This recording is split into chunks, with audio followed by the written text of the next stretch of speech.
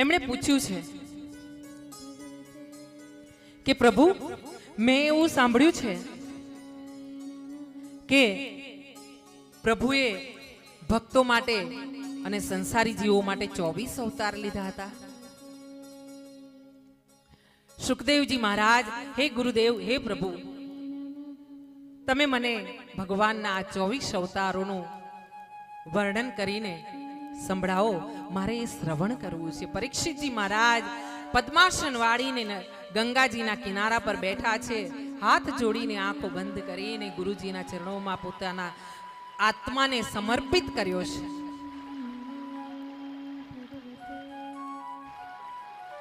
गुरु गोविंद दोनों खड़े काको लागू पाए. अरे बलिहारी वो गोविंद गुरु जी की गोविंद दियो बतलाए. हाँ, गुरु जी ज्ञान न आपे तो क्यांथी खबर पड़े कि आ परमात्मा छे. हाँ,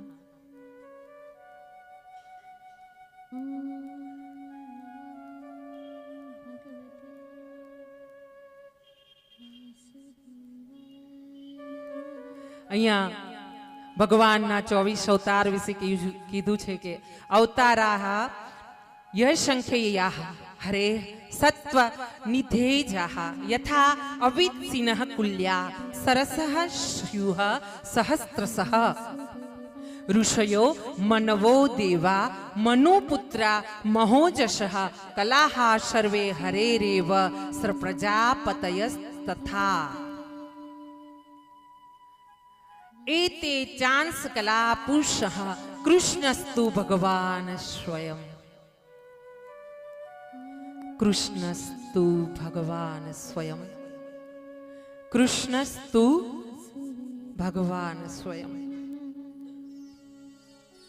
અહીંયા એવું બતાવવામાં આવ્યું છે કે મૃત્યુલોકમાં જે જળ ચેતન જે પણ છે, આ ગ્રંથ છે, આ પુસ્તક છે, આ ટેબલ છે, આ સ્પીકર છે, આ દિવાલો છે, અને આપણે બધા જે પણ છીએ એ બધું જ ભગવાન જ છે.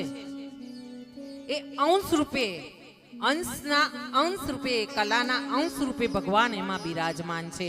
ભગવાનની ઈચ્છા વગર અને ભગવાનના આ તત્વ વગર કંઈ પણ થવું અને ટકી રહેવું મૃત્યુલોકમાં અશક્ય છે. અહીંયા ભગવાનના અવતાર વિશે વાત કરવામાં આવી છે અને ત્યારે ભગવાનના એક વિરાટ સ્વરૂપની પણ વાત પહેલા સુખદેવજીએ બતાવી છે કે ભગવાનના હજારો મુખો છે, હજારો હાથ છે, હજારો ચરણ છે અને હજારો નેત્રો છે. એવા પ્રભુનું વિરાટ સ્વરૂપનું દર્શન કર્યું છે અને દરેક શરીરના અંગો દ્વારા કયા દેવ પ્રગટ થયા છે, કઈ જાતિના લોકો પ્રગટ થયા છે, આ સૂક્ષ્મ રીતે ભાગવતજીમાં વર્ણવવામાં આવ્યું છે.